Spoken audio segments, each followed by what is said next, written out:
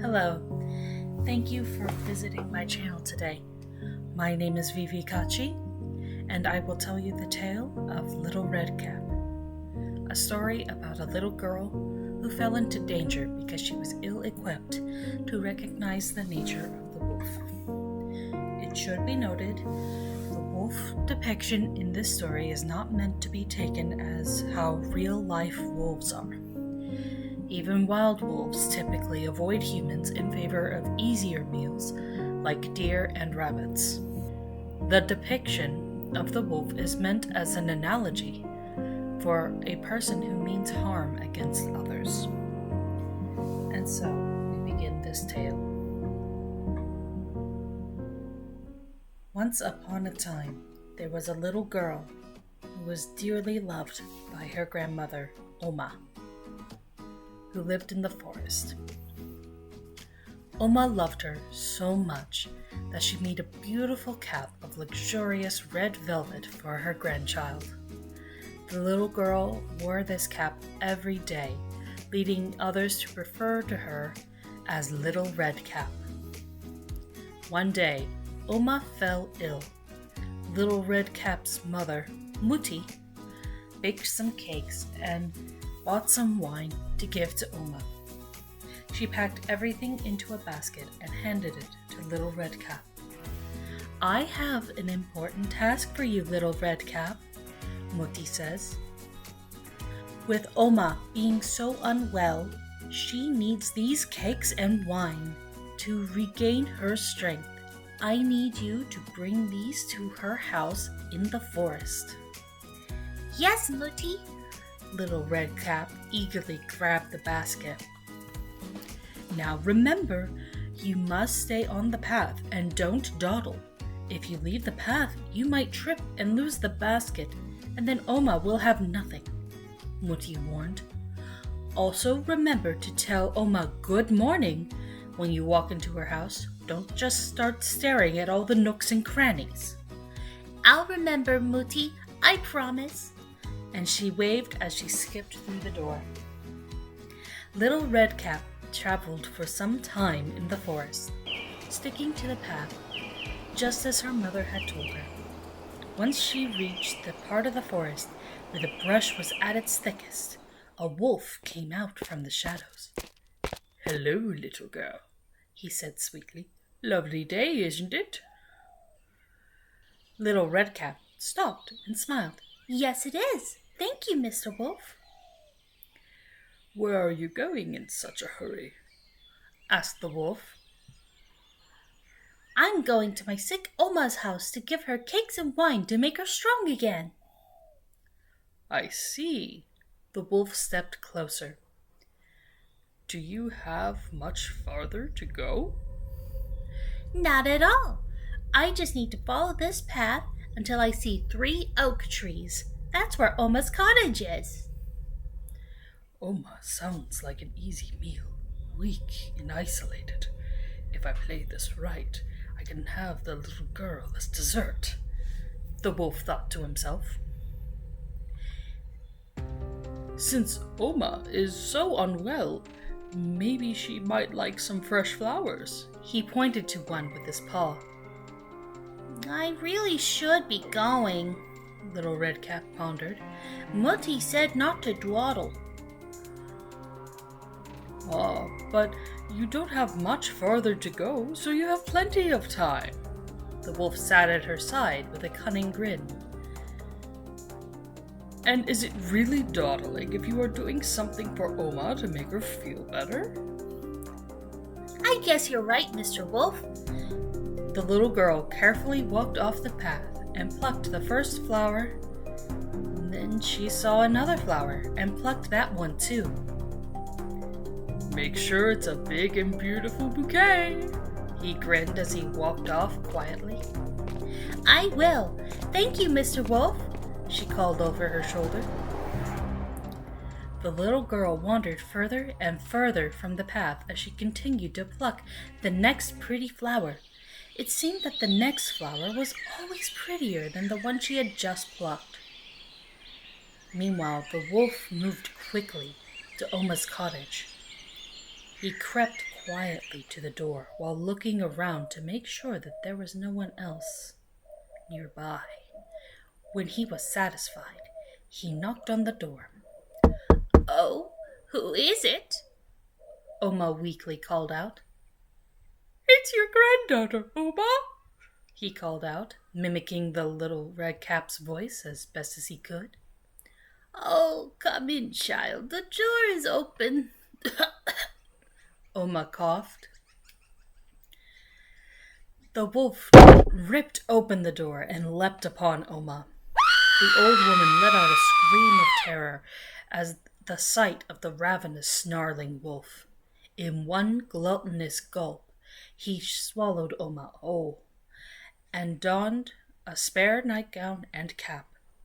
He crawled into the bed and pulled the covers over him. Now I just wait for dessert, he thought to himself with glee. After a good hour of picking flowers, Little Redcap suddenly realized that she not only wandered quite far from the path, but that she spent far too much time picking flowers. She bound the bouquet, placed it in her basket, and ran all the way to Oma's cottage. When she came upon the door, she hesitated because it was wide open. "Oma, are you in there?" "Oh, yes, my child. Come in," croaked the wolf, mimicking Oma's voice. The little girl stepped through the threshold and up to Oma's bed. "Good morning, Oma. I brought you some cakes and wine and some fresh flowers." "Oh, what a good girl you are," the wolf exclaimed. As he did, one of his ears poked out of the cap. "Oh my, Oma, what big ears you have!" The little girl pointed, as the sight was quite odd to her. "All the better to hear you with, my child." He lifted his eyes to watch the little girl. "Oh, Oma, what big eyes you have!" "All the better to see you with, my child." He moved his paws to the edge of the blanket. "And what big hands you have!"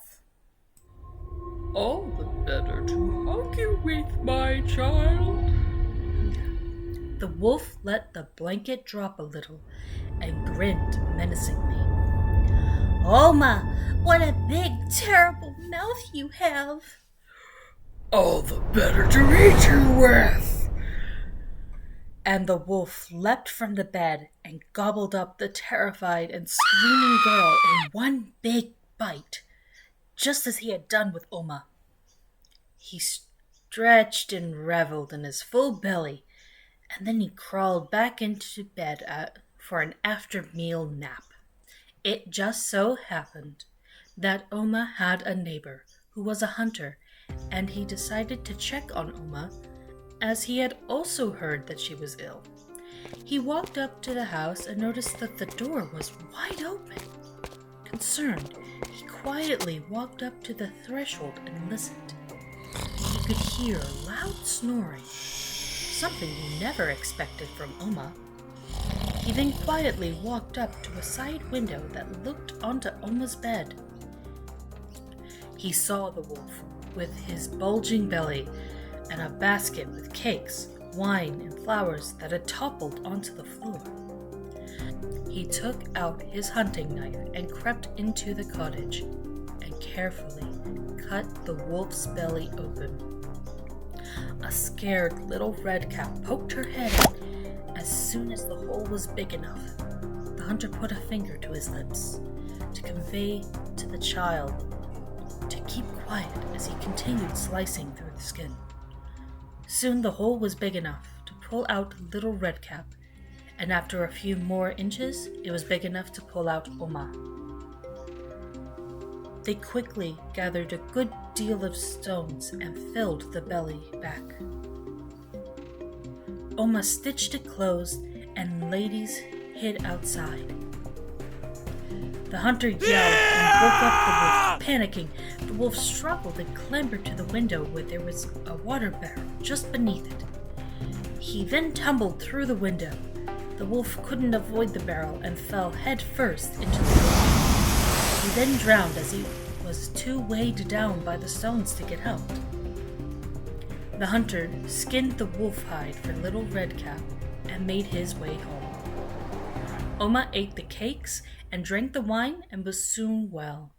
Little Redcap walked straight home, never straying from the path. A few days later, Little Redcap was once again delivering cakes and wine to her beloved Oma. Learning from her last trip in the forest, she stayed dutifully on the path. When the forest was at its darkest and thickest, another wolf came out from the shadows. He too tried to tempt Little Redcap off the path, but the little girl was wiser and on guard. She continued straight down the path and arrived promptly at Oma's cottage. Little Redcap told Oma all about the wolf she encountered. "Let us close and lock the door so that he may not come in," Oma wisely instructed.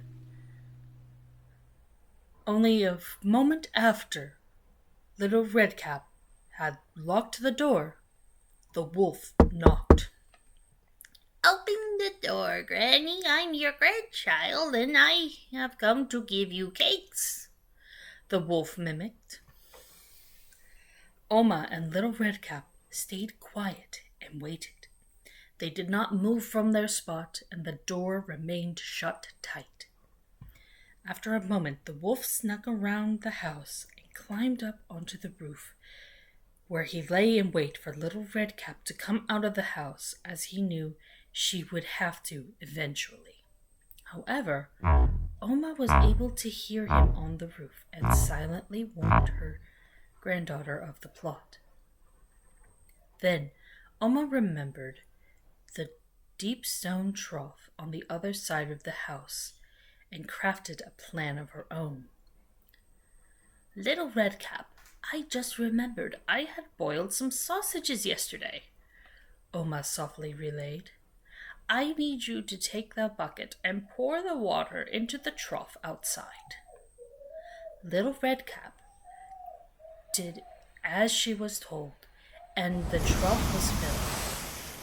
When the wolf smelled the sausage water, he followed his nose to the edge of the roof that overlooked the source.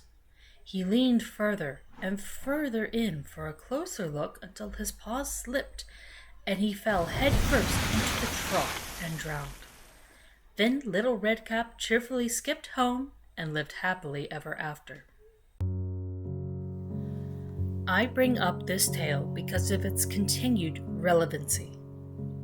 It's perhaps more relevant now than it ever was. I am considering actually starting a series relating current events to fairy tales. Relating current events to fairy tales that aren't told because they are not appropriate for children because of graphic scenes, scary monsters, and complex issues. However, I am one that believes that children are more resilient than people give them credit. They just need the proper context given to them, and the best people for that are the people around them that love them and take care of them. They are the ones who know them best. Fairy tales were often told to children by trusted adults, and more often than not, actually tailored to the children so that its warnings, morals, lessons, and explanations of complex issues could be conveyed to them in a way that they can understand. I hope you got something out of this timeless tale, and I am so happy that you chose to spend some time on my channel. As always, until the next video, I hope you have a lovely day.